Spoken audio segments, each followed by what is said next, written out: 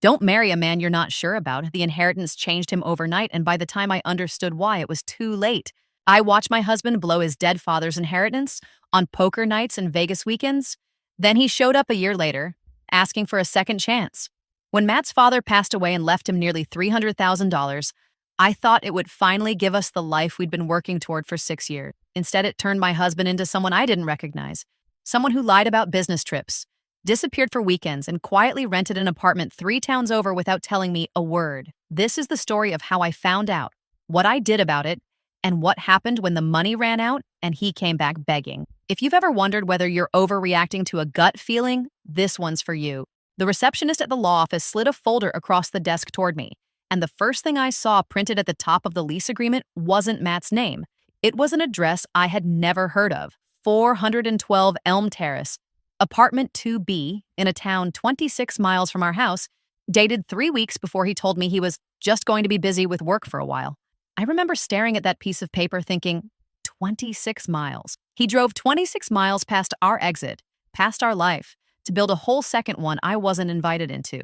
But to understand how I ended up sitting in a lawyer's office with a folder of evidence against my own husband, you have to go back almost a year and a half, to the night his father died. My name is Rachel, I'm 28, and up until that October, I would have told you Matt and I had a good marriage. Not a perfect one. Nobody's is, but a real one. We'd been together 6 years, married 4 of them, living in a little 2-bedroom rental outside Dayton, Ohio.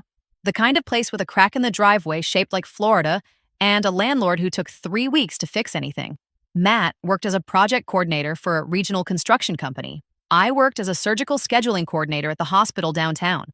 The job that pays okay, but eats your soul in small bites. The kind where you spend your lunch break crying in your car exactly once a month and call it maintenance. We were saving for a house. We had a spreadsheet, an actual color-coded spreadsheet, with a savings goal in a green cell that turned redder the further behind we fell some months. I want you to remember that detail because it matters later. We had a shared spreadsheet, and Matt used to update it every payday, like it was a little ritual between us. He'd sit on the couch with his laptop, type in the number, and say the same thing every time. Getting closer, Rach? It was corny. I loved it. Here's something small I want you to hold on to. Matt had this habit every single night before bed of setting his phone face down on the nightstand and plugging it in without looking at it again. He used to joke that if he checked it right before sleep, he'd lie awake thinking about work emails. It was such a boring, specific little habit that I never thought about it once, until the month everything changed when it just stopped, and he started sleeping with his phone under his pillow instead, screen down like it was something he needed to keep close to his body. I noticed. I just didn't let myself think about what it meant yet. The other detail, and I promise this comes back, is that Matt's father, Dale, was not a warm man. Dale had remarried twice, cut Matt out of his life for stretches at a time over the years, missed 2 of Matt's birthdays in a row when Matt was a teenager because he was traveling for work, and the 2 of them had a relationship that ran hot and cold depending on Dale's mood and Dale's wife of the moment. Matt used to talk about his dad the way you'd talk about weather. Something you just had to plan around, not something you could rely on. So when Dale died of a sudden heart attack in October, on a Tuesday, alone in his garage according to the coroner, Matt's grief was complicated in a way I didn't fully understand until much later. He cried at the funeral, hard, the kind of crying that surprises the person doing it, and then he said something to me in the car afterward that I've thought about 100 times since. I spent 30 years trying to get that man to see me, and now he never will. I held his hand and told him I was sorry. I meant it. I didn't know that grief for Matt was about to curdle into something else entirely, something that looked less like sadness and more like a hunger he didn't have a name for yet either. 6 weeks after the funeral, the estate settled. Dale hadn't been rich in any flashy sense. He'd run a small HVAC supply business for 30 years and never spent much on himself, drove the same truck for a decade, ate lunch out of a cooler his whole working life, but he'd also never remarried a 3rd time and had no other kids. So it all went to Matt. $281,000 after taxes and fees. I remember the exact number because Matt read it out loud to me in the kitchen, standing by the fridge with his phone shaking slightly in his hand, and then he just stood there like the number might combust, and he said, "Rach, we could actually buy the house now, like an actual house with a yard, with like a mudroom." And I cried, and he cried, and we sat on the kitchen floor with our backs against the cabinets for probably 20 minutes, just laughing and crying at the same time. For about 11 days, it was the best thing that ever happened to us. We even drove past a listing on Maple Crest Drive one Sunday. A little blue Cape Cod with a wraparound porch, and Matt said, "That one, I want that one," pointing out the window like a kid. Then came the first crack, and it was so small I almost laughed it off. It was a Tuesday, exactly 17 days after the money hit his account. Matt came home with a watch box under his arm, one of those slim black boxes with a magnetic clasp, and when I asked what it was, he got this strange, sheepish half smile and said, I just, I never had anything nice, my whole life. I wanted one nice thing. Inside was a watch, nothing insane, maybe $600, but it was the first purchase either of us had made that wasn't discussed, wasn't on the spreadsheet, wasn't a we decision. I told him it looked great on him. I meant it. But something small and cold settled in my stomach that I didn't have a name for yet. And I remember washing dishes that night and thinking, that's fine. Everyone deserves one nice thing. And also thinking, why didn't he just tell me he wanted it? Over the next month, one nice thing became a pattern, and each individual thing was small enough to explain away, which I think is exactly how it's designed to work, whether Matt meant it that way or not. New golf clubs he never used because Matt didn't golf and had never once expressed interest in golf. A pair of sunglasses that cost more than my entire winter coat. A weekend business trip to Columbus that turned out, based on a stray receipt I found stuffed in his jacket pocket while doing laundry, to include a steakhouse dinner for two people, two entrees, a bottle of wine that cost more than our electric bill. When I brought it up gently over dinner, fork in my hand, trying to sound curious instead of accusing, he laughed it off. That was a work thing, Rach. My coworker Danny was there too. Don't be weird about it. I let it go.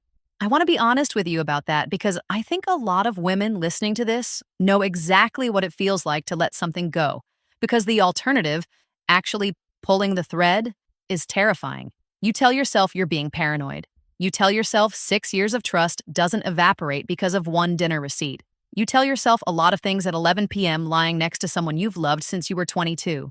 But the crack widened, fast. By December, 2 months after the inheritance came in, our joint savings account, the one we'd been building toward the house for 3 years, the one with the green cell in the spreadsheet, had $11,000 less in it than it should have. And when I pulled up the transaction history on my lunch break, sitting in my car in the hospital parking garage with the engine running for the heat, my hands were actually shaking. Cash withdrawals, big ones. 600 here, 1,000 there, always ATMs I didn't recognize, in towns I didn't recognize. Richmond, Indiana, Union City, places we had no reason to ever be. I called my older sister, Jenna, that night, while Matt was out with the guys. And I remember pacing our kitchen in my socks saying, Jenna, something's wrong. I don't know what it is, but something's wrong. Jenna's always been the practical one in the family. She works in insurance claims. She's professionally suspicious of everything. She once figured out our cousin was lying about a fender bender from 3 photos and a receipt timestamp.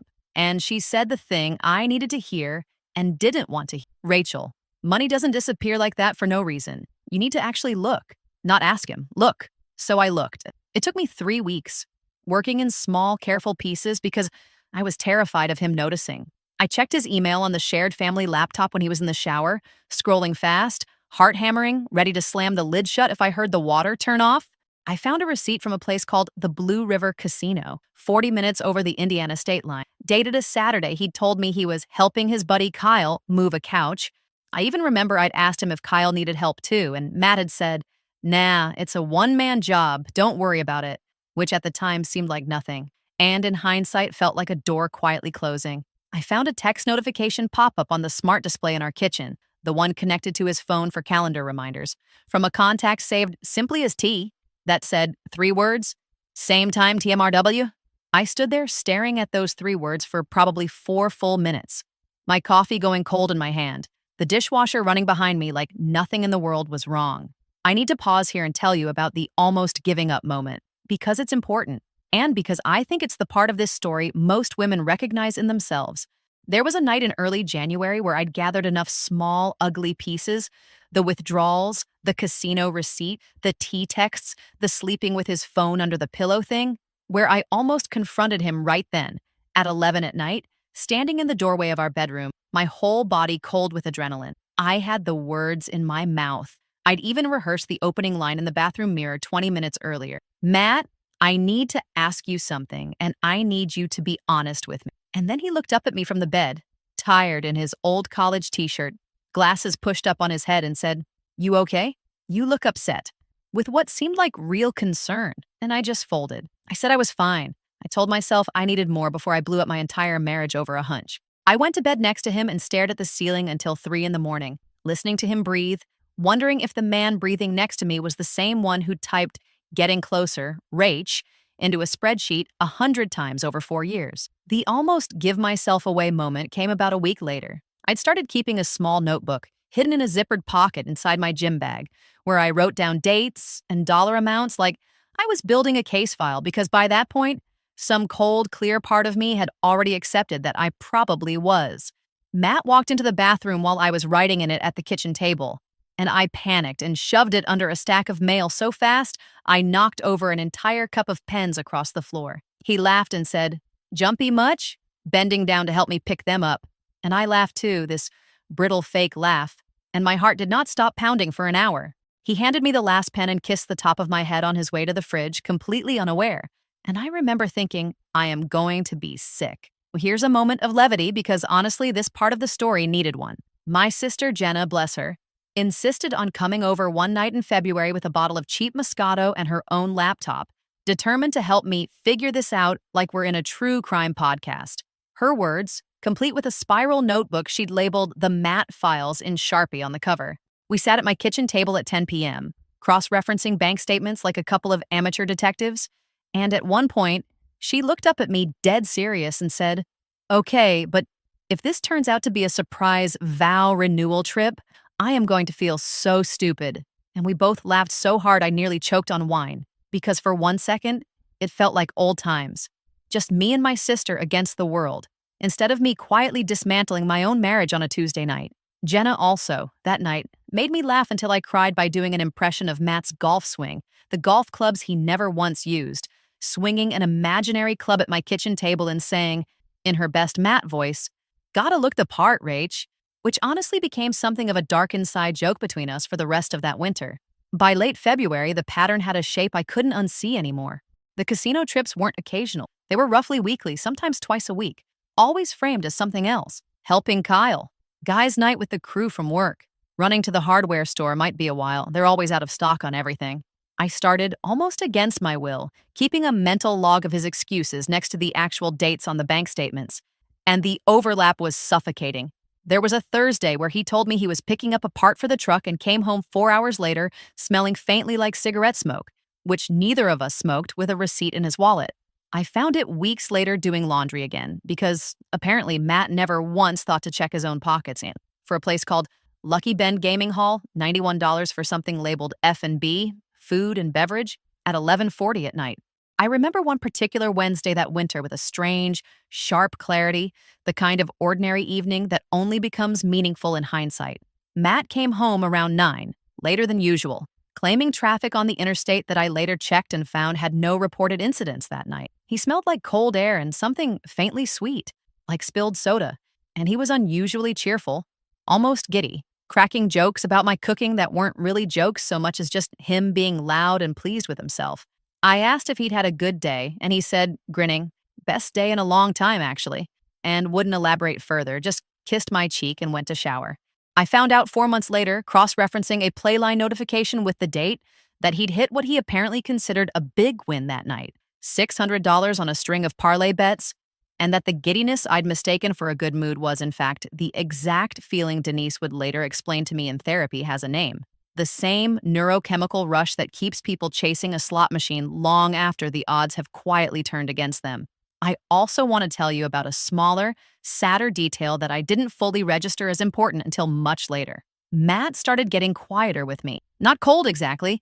He still kissed me goodbye, still asked about my day, but there was a distance creeping in, like he was talking to me through a slightly closed door. I asked him once, lying in bed, if everything was okay between us, and he pulled me in close and said, "Of course, why would you even ask that?" and kissed my forehead, and I let myself be soothed by it, even though some small animal part of my brain was screaming that something didn't add up. The moment everything got so much worse than I thought, came in 2 parts, and I think it's important to walk through both, because the first part alone might have let me keep telling myself a smaller, more forgivable story. The first part was financial. In early March, going through 6 months of statements methodically now, No longer sneaking around but sitting openly at the kitchen table on a Saturday while Matt was at the gym. I did the math properly for the first time and it staggered me. Between casino withdrawals, ATM fees, a sportsbook app called Playline that I hadn't even known was on his phone until I saw the linked bank charges, the unexplained business trip expenses, and the watch and clothes and golf clubs, Matt had gone through nearly $42,000 in 5 months. Not all inheritance money either. Some of it had bled into our actual joint checking, the account our rent came out of, the account that had bounced a payment to our electric company in February that I'd had to cover with a scramble from my own personal savings while telling myself it was just a one-time mix-up. The second part was the address. It came from a piece of mail that had been forwarded strangely and a change of address confirmation postcard from the post office that had gotten mixed into our regular mail by mistake, addressed to Matt listing a new mailing address at 412 Elm Terrace, apartment 2B. I stood in our driveway holding that postcard for a long time before I went inside. I didn't say anything to him that night. I just lay awake calculating the drive time in my head. 26 miles, 31 minutes without traffic, and wondering how long a person could maintain two entire mailing addresses without the walls between them collapsing. I didn't confront him that week either. Instead, on a gray Sunday afternoon in mid-March, I drove out to Elm Terrace myself and parked across the street, engine off, feeling like I was going to throw up, watching a building I had never seen in my life that apparently had my husband's mail arriving at it. About 40 minutes in, Matt's truck pulled into the lot. He got out. He had a duffel bag slung over one shoulder. He let himself in with a key. His own key, not a borrowed one, not a knock and wait. Like he lived there, because I understood then with total clarity, he did. And about 6 minutes later, a woman came out to meet him on the little concrete landing outside the door, hugged him with both arms, the kind of hug that has months of familiarity built into it, and they went inside together, and the door closed, and I sat there in my car until the streetlights came on. I drove home and sat in my driveway for 20 minutes before I could make my hands stop shaking enough to walk inside. When I did, Matt was on the couch watching TV, completely relaxed, and he said, "Hey, where were you?" he asked, and I said, "Just ran some errands." He said, "Cool, want to order Thai?" And I said, "Yes," and we ordered Thai food. And I have never in my life felt more like two different people occupying one body. This is where the plan came in, and I want to explain why I didn't just scream at him the second he walked in the door that night. Because believe me, every cell in my body wanted to. I talked to Jenna first, sitting in her car outside my house for an hour because I couldn't say the words inside my own home anymore. And then, at her suggestion, I talked to a family law attorney named Carol Whitfield, a sharp, no-nonsense woman in her 50s whose office had a framed needlepoint on the wall that said, "Objection sustained," which somehow made me trust her immediately. Carol told me something that reframed everything. In Ohio, inheritance is generally considered separate property in a divorce, meaning if Matt had just kept that money untouched, I likely wouldn't have had a claim to a dime of it. But money that gets commingled, spent on shared assets, or funneled into things like a second residence during the marriage becomes a much messier, much more documentable story, especially if there's evidence of him depleting joint marital funds, our savings account, to fund an entirely separate life. Carol's advice was blunt. Don't tip him off. Document everything. Every receipt, every statement, timestamps if you can get them. Let him think he's getting away with it a little longer because right now, time is building your case, not his. So, for 6 more weeks, I played a role. I want to be honest that this was the hardest part of the entire year for me, harder than finding out almost. I made dinner. I asked about his day. I let him kiss me goodbye in the mornings while I quietly printed bank statements at the public library on my lunch break because I didn't want a trail on our home printer. I photographed receipts I found in his jacket pockets before putting them back exactly where they'd been, down to the fold lines. Carol had me open a separate account in my own name and start redirecting a portion of my own paycheck there. Not to hide money maliciously, she was clear, but so I wasn't financially stranded the moment this broke open. Jenna came over most Thursday nights just to sit with me while I organized folders, and one night she brought a whiteboard from her office, actual dry erase marker and everything, and wrote Operation Receipts across the top in blue, underlined twice. And it was such a stupid, ridiculous thing to do that it got me through that week. We even color-coded the timeline, yellow for casino visits, pink for the sportsbook app, blue for anything related to Elm Terrace. And Jenna joked it looked like the world's saddest school project, which made me laugh until I wasn't sure if I was laughing or crying anymore. There was one night during those 6 weeks that nearly broke the whole plan. Matt came home unexpectedly early from what he'd said would be a late night, while I had bank statements spread across the kitchen table in plain view. I heard his key in the door and had maybe 11 seconds to sweep everything into a manila folder and shove it into the oven, of all places, because it was the closest thing with a door. He walked in, sniffed the air, and said, "Are we not cooking tonight?" And I said something about the oven being broken and ordering pizza instead, and he shrugged and said, "Fine by me." And I spent the entire pizza dinner making small talk with a folder full of evidence, against him sitting in a cold oven 6 feet away. By the second week of April, I had it all, organized in a binder with color-coded tabs that would have made Jenna proud, even if she hadn't been the one to suggest it. Bank statements showing over $60,000 gone from what should have been our money and his inheritance combined. The casino trips, which by that point I'd counted at 14 separate visits over 6 months.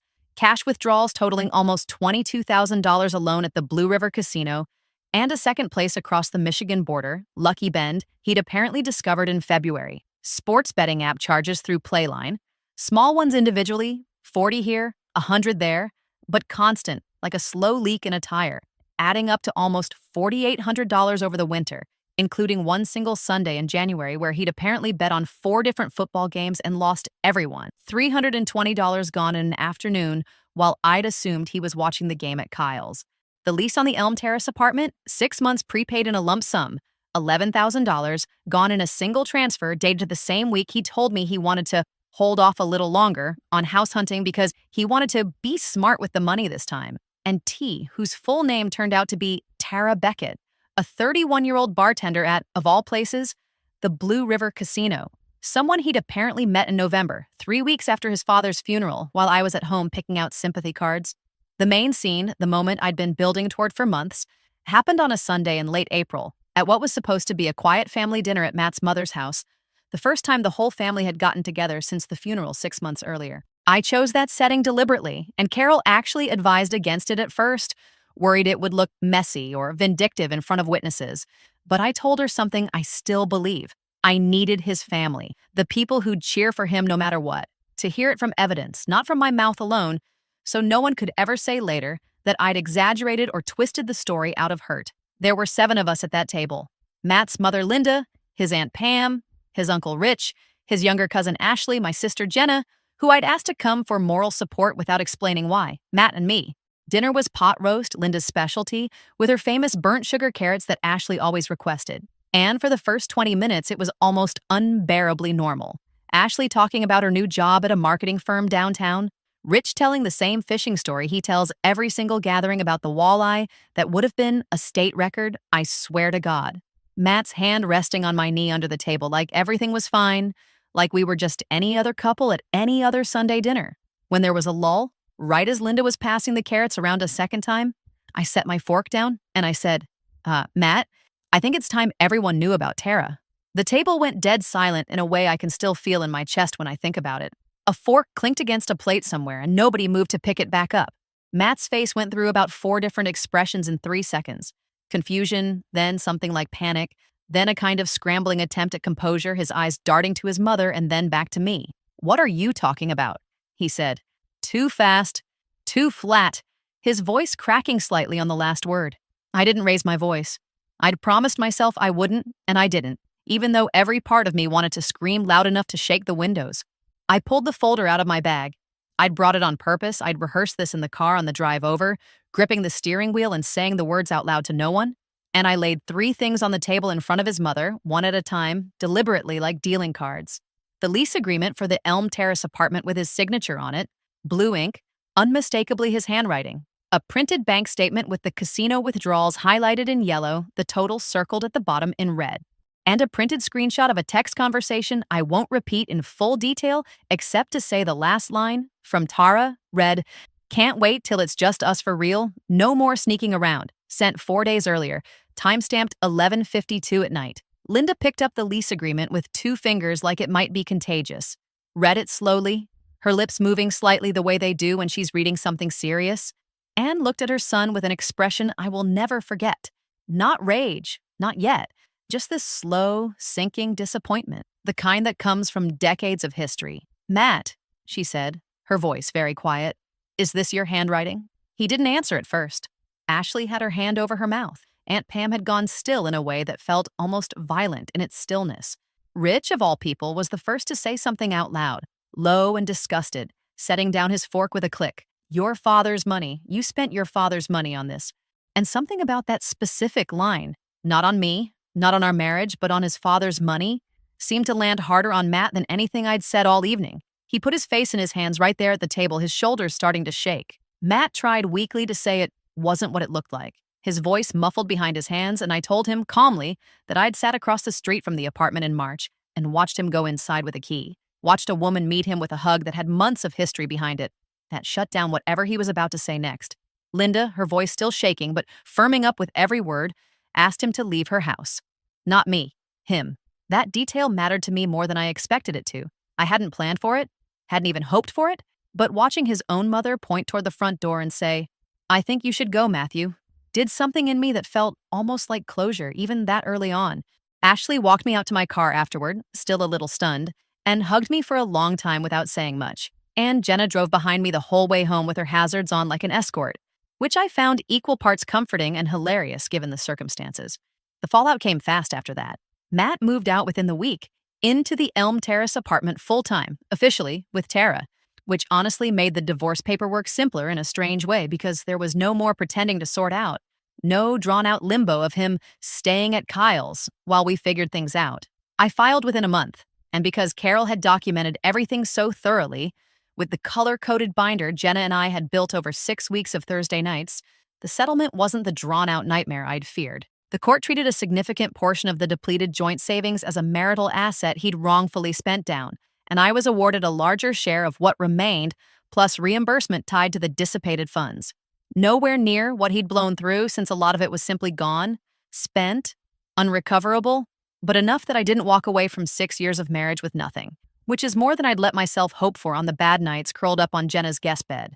Matt's job situation didn't survive the fallout cleanly either. His company found out, I'm honestly not sure how, whether it was through mutual acquaintances or something more direct, though I have my suspicions about Ashley's group chat having a wider reach than intended. And while nothing about his personal life was technically fireable, his performance had apparently been slipping for months. Missed deadlines, a client complaint about a no-show meeting the same week. I now know he'd been at Lucky Bend. By June, he'd been let go in what his mother called tightly over a stiff phone call to me she probably shouldn't have made, but I was grateful for anyway. A restructuring, allegedly. Here's the part that I think a lot of you are going to appreciate in a dark comedy sort of way. And I promise I'm not making any of it up, because honestly, I couldn't if I tried. Matt and Tara's grand new life did not go the way he'd apparently pictured it. By late summer, Jenna, who still, embarrassingly, follows Ashley on social media and reports back to me like a field correspondent with a genuine sense of duty, told me Matt had gone through nearly the entire remaining balance of the inheritance in the 4 months since the divorce was finalized. Some of it went to Tara directly, an engagement ring he apparently bought her in June, only 2 months after his own divorce was finalized, which even Ashley reportedly called unhinged in a family group chat. Jenna is somehow still on, despite not technically being family anymore, a detail that made both of us laugh for a solid 5 minutes on the phone. But most of it, from what I understand, kept bleeding out the same way it had all along, just louder now, with no one left to hide it from. More casino weekends, now with Tara along for the ride instead of hidden from her. Apparently there's a certain irony in someone finally being honest about a habit, only because there's no one left who'd be hurt by knowing. A poker league he'd started playing in with some guys from a bar in Michigan. Buy-ins that started at $40 and, according to Ashley, crept up over the months as Matt tried to win back earlier losses, which anyone who's ever set foot near a casino floor could have told him is not generally how that works. A couple of sports bets he was apparently convinced were sure things. I heard through the grapevine about one particular Sunday in October, where he lost $1,100 on a single game he'd been 100% certain about, a phrase Ashley quoted directly because apparently he'd posted about it briefly before deleting it. Nothing illegal in any of it, nothing dramatic or headline-worthy, just a man who'd never had real money learning, expensively and repeatedly, that he had absolutely no idea how to hold on to it, and that losing it in public with someone cheering you on doesn't actually feel any better than losing it in secret. By the following January, less than 15 months after his father died, Matt was, according to Ashley's grapevine, back to splitting rent with a roommate in a 2-bedroom apartment above a laundromat on the other side of town from Elm Terrace. And Tara had left him for someone else entirely, someone Ashley described only with what I can only assume was great relish as a guy with a boat. The inheritance, $281,000 that had once made us cry on our kitchen floor together, was gone. Not mostly gone. Gone. Linda mentioned once carefully, almost like she was testing whether it was okay to bring up, that Matt had asked her for a loan in February and that she'd said no, and that it had been the first time in his adult life she'd ever told him no about money, and that it had felt, in her words, long overdue and also like it broke something in both of us. I want to tell you what those months were like for me because the resolution of this story isn't really about Matt at all. Even though it took me a while to understand that, and I think that's the part I most want you to hear if you're in the middle of something similar right now. The first few weeks after he moved out, I fell apart in the normal, boring, human way. I cried in the shower so Jenna wouldn't hear me through the wall of her guest room, where I stayed for 2 months while I figured out my next steps. I lost weight I didn't mean to lose. I went to therapy, which I'd never done before in my life, and genuinely credit with saving me a lot of wasted time relearning how to trust my own instincts. My therapist, a calm, unbothered woman named Denise with an office full of plants and a box of tissues she never made a big deal out of handing me, said something in our third session that I've carried with me since. You didn't miss the signs, Rachel, you saw them. You just weren't ready yet to believe what they meant. That distinction changed something in me, sat with me on long drives, showed up in my head at random moments. Folding laundry, waiting in line at the grocery store. By the following spring, almost exactly a year and a half after Dale's funeral, which felt like a strange, quiet kind of anniversary I hadn't planned to notice but did anyway, I'd moved into a small one-bedroom apartment of my own downtown, painted the walls a soft sage green that Matt would have hated on principle, gotten a small promotion at the hospital that came with an office that actually has a door I can close, and started tentatively dating again. Nothing serious yet, just coffee here and there, with a physical therapist named Owen who Jenna set me up with, and who, refreshingly, has never once mentioned a casino in his life. I was different, steadier. I trusted my gut the first time now, not the fifth time. I kept the operation receipts whiteboard actually propped in the back of my closet, not because I needed it anymore, but because some days it helped to remember exactly how far I'd come from the woman who almost talked herself out of looking. And then, in June, 16 months after that dinner at Linda's house, Matt texted me. It was a long message, the kind you can tell took several drafts, with a couple of typos he'd clearly gone back and half fixed. He said he'd been in therapy too, finally, after everything. He said losing everything, the money, the marriage, eventually Tara, even his job for a while, had forced him to look at himself in a way his father's death alone never had. He said he understood if I never wanted to speak to him again, but he wanted to know if there was any chance at all, that we could talk, that maybe someday we could try again.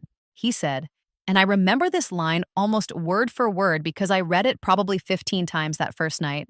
I know I don't deserve it, but I've never stopped thinking about what we had before all this. And I think I finally understand what I threw away. I sat with that message for 2 full days before I answered it. I talked it through with Jenna over the phone, and with Denise in an emergency session I asked to squeeze in, and even briefly with Owen, who to his credit just listened and said, whatever you decide, it should be about what you need, not what he needs, which I appreciated more than he probably knew. Part of me, the part that remembered the man who used to leave his phone face down every single night for 6 years, the part that still, if I'm honest, missed certain small things, the sound of his laugh, the way he'd narrate what he was cooking like a bad TV chef, wanted to at least hear him out. But I thought about that dinner table. I thought about Rich's voice saying your father's money, and Linda's face, and the version of myself who sat in a car across the street, watching my husband let himself into another woman's life with his own key.